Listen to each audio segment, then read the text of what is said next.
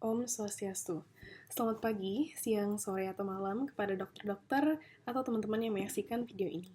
Sebelum perkenalkan, saya Aidianti dengan 3 digit NIM terakhir 194 sebagai perwakilan dari SGDA 1. Di sini kami izin untuk mempresentasikan karya student project kami yang berjudul Afasia. Di sini adalah anggota dari SGDA 1. Selanjutnya akan dilanjutkan oleh rekan saya. Baik, perkenalkan saya Vanessa Sharon dengan 3 digit temaker 113. Saat ini saya akan menjelaskan mengenai latar belakang. Afasia adalah gangguan bahasa akibat kerusakan hemisfer dominan yang umumnya kiri, yang memengaruhi kemampuan berbicara, memahami, membaca, dan menulis, sehingga berdampak besar pada komunikasi pasien. Sekitar sepertiga pasien stroke mengalami afasia, meskipun angka prevalensinya itu bervariasi luas antar studi, menegaskan beban fungsional dan sosioekonomi yang signifikan. Penyebab utama dari afasia adalah stroke iskemik hemisfer kiri, namun trauma kepala, tumor, infeksi, dan penyakit neurogeneratif seperti primary progressive aphasia juga dapat menjadi etiologi. Tipe afasia ditentukan oleh lokasi dan juga luas lesi, misalnya Broca, Wernicke, atau global. Pemulihan bahasa bergantung pada neuroplastisitas, meskipun reorganisasi jaringan sisa, perubahan konektivitas, dan kompensasi oleh hemisfer kontralateral, meski kontribusi hemisfer kanan ini masih menjadi kontroversial. Untuk penata laksanaan utamanya itu adalah speech language therapy atau SLT, di mana terapi intensif dan berfokus terbukti meningkatkan pemulihan, terutama pada fase kronik.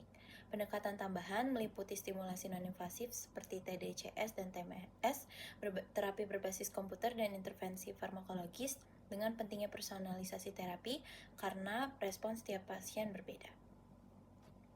Baik, selanjutnya untuk rumusan masalah dari student project kami, yang pertama adalah apa itu definisi dari afasia dan juga bagaimana epidemiologinya, kemudian bagaimana etiologi dan juga patofisiologi dari afasia, lalu juga apa saja klasifikasi dari afasia itu sendiri, dan bagaimana manifestasi klinis yang dapat ditimbulkan, bagaimana penegakan diagnosisnya, dan juga apa penata laksanaan dari afasia. Selanjutnya untuk tujuan dari student project ini, yang pertama mengetahui definisi dan juga epidemiologi dari afasia, mengetahui etiologi dan patofisiologinya, kemudian mengetahui klasifikasi dari afasia itu sendiri, lalu juga mengetahui apa saja manifestasi klinis dari afasia, bagaimana diagnosisnya, dan juga bagaimana penata laksanaan dari afasia.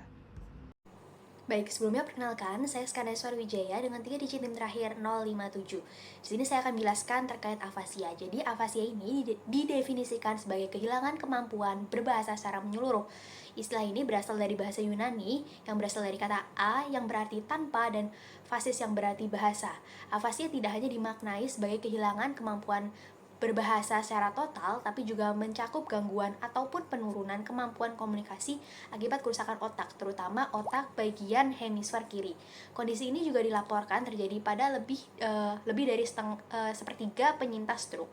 Salah satu bentuk yang cukup dikenal adalah afasia Broca atau afasia motorik, yang mana pemahaman terhadap berbahasa sederhana umumnya masih ada, namun terdapat kesulitan dalam memahami kalimat yang kompleks serta terdapat kesulitan untuk mengekspresikan bahasa. Baik, di sini saya akan menjelaskan terkait epidemiologi afasia. Berdasarkan yang saya dapatkan, di Amerika Serikat diperkirakan terdapat sekitar 100.000 kasus afasia baru tiap tahunnya. Dari seluruh pasien stroke terdapat sekitar 82,37% mengalami gangguan bicara dan diantaranya mengalami afasia. Kemudian dilaporkan juga memiliki prevalensi sekitar antara 30,25% hingga 42,4%. Sementara itu, di Indonesia data mengenai afasia masih terbatas. Namun, saya menemukan salah satu penelitian terkait afasia yang dilakukan di Rumah Sakit Umum Pusat Dr. Hasan Sadikin dan beberapa rumah sakit di Bandung yang dilakukan pada tahun 2017 hingga tahun 2018 menemukan bahwa afasia dialami oleh sekitar 23,5% pasien stroke iskemik dan mayoritas penderitanya adalah laki-laki dengan persentase 58,3%. Dengan penyebab afasia terbanyak adalah stroke kardioemboli dengan sindrom afasia paling banyak berupa afasia global dan afasia Broca. Baik, selanjutnya adalah etiologi afasia paling sering adalah stroke iskemik pada arteri cerebri media kiri dengan sekitar 25-40% penyintas stroke mengalami afasia. Selain itu, penyebab lain meliputi cedera otak traumatik, tumor otak, infeksi seperti encephalitis herpes, serta penyakit neurodegeneratif seperti demensia frontotemporal dan Alzheimer. Afasia juga dapat terjadi akibat kerusakan subkortikal pada talamus atau ganglia basal. Bentuk khusus adalah afasia progresif primer, yaitu suatu jenis demensia yang ditandai penurunan kemampuan bahasa secara bertahap tanpa adanya cedera akut. Baik, saya izin melanjutkan. Perkenalkan saya Kiesha Biel Thelma Siregar dengan 3 digit NIM terakhir 177. Izin menjelaskan terkait patofisiologi dari afasia. Afasia adalah gangguan bahasa akibat kerusakan pada area domain otak, umumnya di hemisfer kiri. Area yang paling sering terlibat adalah area Broca di lobus frontal yang mengatur produksi bicara, dan area Wernicke di lobus temporal yang berperan dalam pemahaman bahasa. Penyebab utamanya adalah stroke, baik karena sumbatan maupun pendarahan pembuluh darah yang menimbulkan iskemia, hipoksia, kegagalan metabolisme, dan akhirnya kematian neuron pada jaringan otak bahasa. Kerusakan pada dorsal stream, yaitu pada jalur frontoparietal, akan mengganggu hubungan antara pemahaman bunyi dengan produksi ucapan. Kondisi ini menimbulkan afasia Broca yang ditandai dengan ucapan pendek, tersendat, penuh usaha, dan tata bahasa yang terganggu, tetapi pemahamannya relatif masih baik. Sebaiknya, apabila lesi terjadi pada ventral stream di daerah temporal, akan mengganggu proses menghubungkan bunyi dengan makna kata. Hal ini menimbulkan afasia Wernicke, di mana pasien berbicara lancar namun ucapannya tidak bermakna, disertai dengan gangguan pemahaman, pengulangan, membaca, dan juga menulis. Sekian dari patofisiologi afasia. Untuk selanjutnya akan dilanjutkan oleh teman saya. Terima kasih. Baik, saya izin melanjutkan untuk bagian klasifikasi afasia. Sebelumnya perkenalkan, nama saya Lumade Viviana Tresna Putri dengan 3 digit NIM terakhir 222. Untuk klasifikasi dari afasia, itu ada afasia fluent dan juga afasia non-fluent. Untuk afasia fluent sendiri, itu adalah seseorang yang dapat berbicara dengan lancar menggunakan ritme dan juga intonasi alami, namun isi ujarannya seringkali tidak bermakna. Pasien biasanya menghasilkan kalimat panjang tanpa menyadari bahwa tuturan tersebut sulit dipahami. Hambatan utama pada afasia fluent terletak pada gangguan pemahaman bahasa. Untuk afasia fluent sendiri itu dibagi menjadi 4 afasia, yaitu ada afasia Wernicke, afasia sensori transkortikal, afasia konusi, dan juga afasia anomik. Untuk afasia Wernicke sendiri itu lesinya pada area Brodmann 22, yaitu posterior gyrus temporal superior. Untuk ciri utamanya berbicaranya lancar dan juga pemahamannya terganggu. Untuk gejalanya sendiri, pasien mengalami parapasia, yaitu secara fonemik, literal, ataupun juga neologisme, yaitu pembentukan kata baru yang tidak bermakna. Kemudian juga pasien sulit menamai objek dan juga mengulangi kata. Untuk kasus berat, pasien dapat melakukan jargon speech ataupun juga word salad sehingga kata-katanya kadang tidak terstruktur. Untuk afasia sensori transkortikal, lesi di sekitar area Wernicke, bicaranya lancar dan pemahamannya terganggu. Ciri khasnya kemampuan mengulang katanya baik ataupun juga berlebihan, sehingga pasien biasanya terjadi ekolalia ataupun juga perseverasi. Untuk afasia konduksi, itu lesinya pada fasciculus arcuatus, yaitu penghubung Wernicke dan juga Broca. Ciri utamanya gangguan berat mengulang kata ataupun juga kalimat. Gejalanya itu ada kesalahan fonemik berulang, upaya koreksi diri, dan juga gangguan penamaan. Sering disertai dengan defisit memori kerja fonologis jangka pendek. Untuk afasia anomik, itu lesinya pada bagian gyrus angular dominan, berbicaranya lancar, pemahamannya dan pengulangannya baik, tapi ciri utamanya itu sulit menemukan kata, jadi pasien sering jeda dan juga menggunakan deskripsi panjang untuk mendeskripsikan kata yang akan dia sampaikan. Mungkin sekian dari yang saya sampaikan, selanjutnya akan dilanjutkan oleh teman saya. Terima kasih.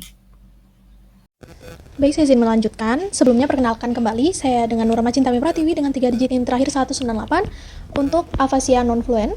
Ciri utama dari afasia non-fluent ditandai dengan bicara yang terbatas, terputus-putus, membutuhkan usaha, serta adanya agramatisme atau sulit menyusun tata bahasa atau kesulitan artikulasi.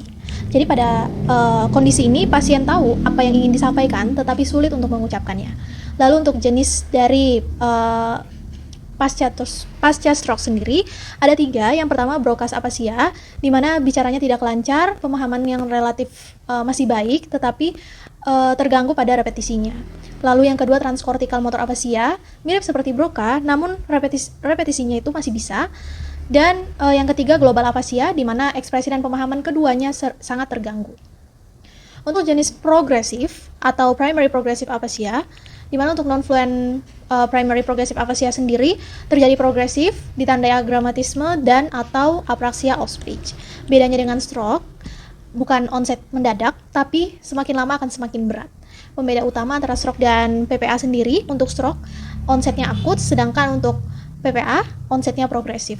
Untuk fitur klinis yang penting diketahui, dinilai dari jumlah kata per menit, panjang kalimat, dan kemampuan repetisi. Dan juga kita bisa lihat ada atau tidaknya gramatisme dan apraksia of speech. Untuk implikasi klinis, pada kasus pasien stroke, pasien ini masih bisa dibantu dengan terapi bicara. Untuk pada PPA sendiri, tidak ada terapi kuratif, lebih ke strategi suportif untuk komunikasi sehari-hari. Mungkin itu yang dapat saya sampaikan, selanjutnya akan dilanjutkan oleh rekan saya. Terima kasih. Baik, izin melanjutkan penjelasan mengenai manifestasi klinis dari afasia. Sebelumnya, perkenalkan, saya I Gusti Ngurah Bagus Ananta Suryadi Putra dengan 3 digit NIM akhir 077. Sebetulnya, manifestasi klinis dari afasia memiliki sedikit perbedaan apabila dibahas secara spesifik mengenai tipe-tipenya, baik sindrom afasia yang fasih ataupun sindrom afasia yang tidak fasih atau tidak lancar.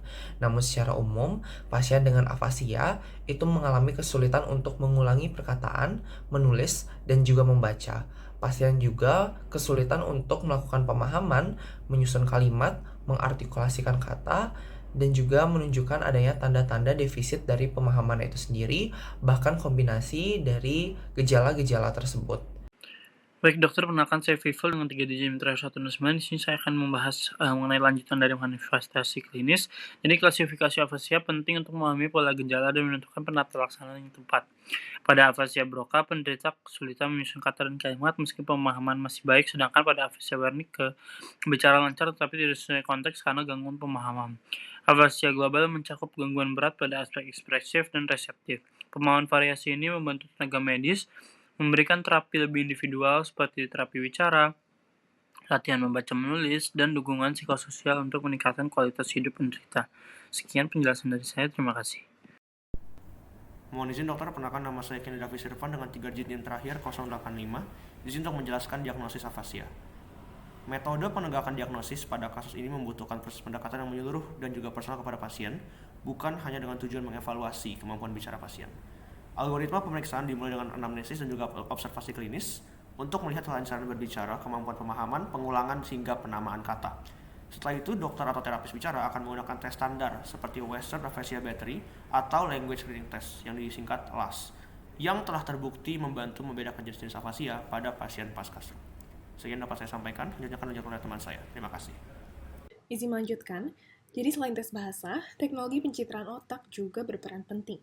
Di sini, studi berbasis Diffusion Tensor Imaging atau DTI itu menunjukkan bahwa ukuran dan lokasi kerusakan otak itu sangat menentukan beratnya gejala afasia, baik dari fase akut maupun pada beberapa bulan setelah terjadinya stroke. Bahkan, pendekatan terbaru dengan machine learning mulai digunakan untuk membantu mengklasifikasikan varian primary progressive aphasia dengan memanfaatkan data randomik, sehingga diagnosis bisa lebih cepat dan juga tepat. Sekian dari saya, akan dilanjutkan oleh rekan saya. Terima kasih. Dokter, sebelumnya perkenalkan nama saya Oktavi Juru Kuncoro Jati, saya izin untuk melanjutkan ke penata laksanaannya. Jadi pemulihan bahasa pada afasia pasca stroke ini memerlukan pendekatan multimodal. SLT atau Speech and Language Therapy tetap menjadi modalitas utama dan standar utama, baik dengan strategi impairment based maupun functional communication, dan paling efektif jika dilakukan intensif secara berkelanjutan bahkan pada fase kronis. Farmakoterapi seperti donepezil dan juga memantin dapat mendukung neuroplastisitas bila dikombinasikan dengan SLT. Non-invasive brain stimulation seperti RTMS atau TDCS juga memberi manfaat tambahan, khususnya pada afasia kronis. Pada fase akut, trombolisis atau terapi endovaskular membantu menyelamatkan jaringan penumbra sehingga dapat memperbaiki fungsi bahasa. Dengan demikian, strategi komprehensif yang menggabungkan SLT dengan farmakoterapi dan dengan neuromodulasi mampu menawarkan hasil terbaik dan harus diakses oleh semua. Sebelumnya perkenalkan, saya Nandi Ranas dengan 3 digit NIM akhir 029. Izin untuk memaparkan terkait kesimpulan dan saran. Jadi, afasia merupakan gangguan bahasa akibat kerusakan otak, terutama di hemisfer dominan kiri, yang memengaruhi kemampuan memahami dan menghasilkan bahasa, baik lisan maupun tulisan, dengan manifestasi klinis berupa kesulitan berbicara, memahami percakapan, membaca hingga menulis tergantung pada lokasi dan luasnya lesi otak. Adapun diagnosis ditegakkan melalui evaluasi menyeluruh terhadap kemampuan bicara, pemahaman, pengulangan, membaca, dan menulis. Terkait penata laksanaan utama adalah SLT yang paling efektif bila dilakukan secara intensif dan berkelanjutan. Adapun NIBS seperti RTMS dan juga TDCS dapat digunakan sebagai terapi komplementer. Afasia ini merupakan masalah klinis dan kesehatan masyarakat yang memerlukan deteksi dini dan intervensi segera untuk memaksimalkan pemulihan. Oleh karena itu, saran yang dapat diberikan yaitu pasien, keluarga, dan tenaga medis harus bekerja sama melalui terapi dan dukungan psikososial, sementara penelitian lebih lanjut serta peningkatan akses layanan sangat dibutuhkan untuk meningkatkan kualitas hidup pasien dan kesadaran publik. Baik, demikianlah student project dari SGDA 1 yang berjudul Afasia. Kami mohon maaf apabila terdapat kekurangan dalam pembuatan student project ini. Terima kasih.